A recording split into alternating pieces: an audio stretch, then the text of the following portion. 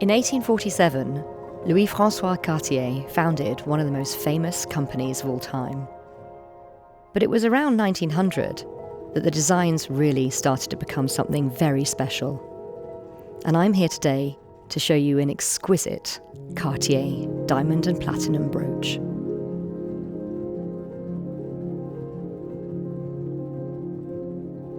The brooch was made in Paris for Cartier's stock.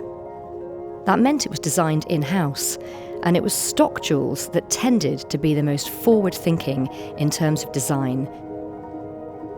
And in the case of this brooch, we have something really quite unusual. The lovely square openwork outline starts to make us think of the Art Deco period, but in reality, it's made in 1910. By 1910, Cartier was effectively being run by the three brothers, Pierre, Louis, and Jacques, and between them, they set out to build the great jewellery business we know today.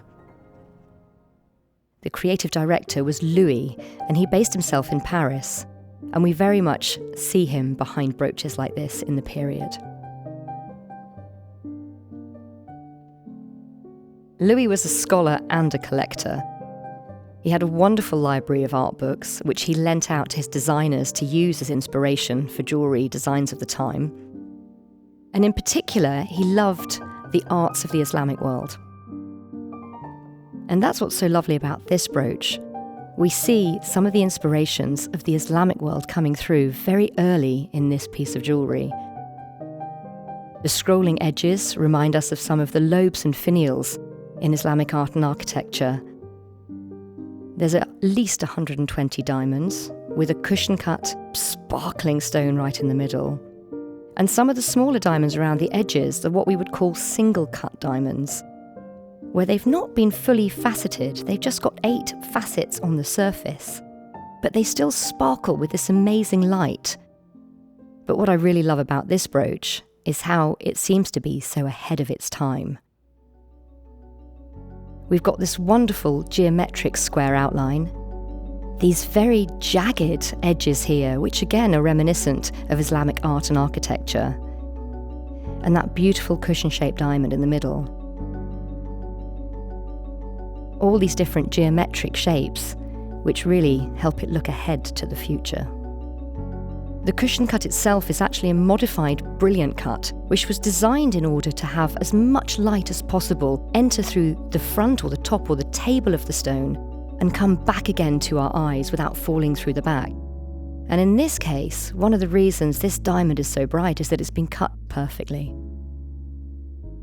The appearance of the diamonds floating in air is thanks to the platinum mounting and the brilliant whiteness of the stones, but something quite special that's been developed at this time to give us that lightness in the mounting.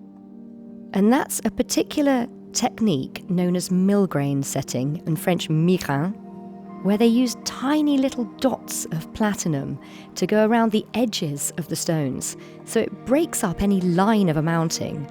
And together with this beautiful openwork patterning that we have, in between the scrolls and around the jagged edges, those very light milgrain little tiny dots are what gives us that extra added sparkle. The brooch is perfect from the front, but really good jewellery is just as perfect from the back. And when I turn this over, I love it just as much. You see the way the metal has been pierced for the mountings at the back, and all the space in between these different elements that have been created and put together. The small pins holding the section in the middle with its jagged edges, the beautiful edgework on the diamonds around the square central panel, and looking at the frame around the scrolling lobed finial edges. It's as perfect from the back as from the front. It's remarkable for such a small jewel how strong the design is. You've got these lovely openwork sections, the brightness of the stones, the combination of the geometric with the rounded scrolls. But what's really extraordinary is the fineness of it. If you look at it from the side, it's like a wafer, it's paper thin.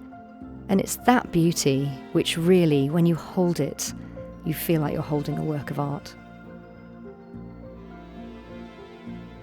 This might be one of my favourite jewels in the V&A's jewellery collection, and it's the perfect example of Cartier jewellery from the early 20th century.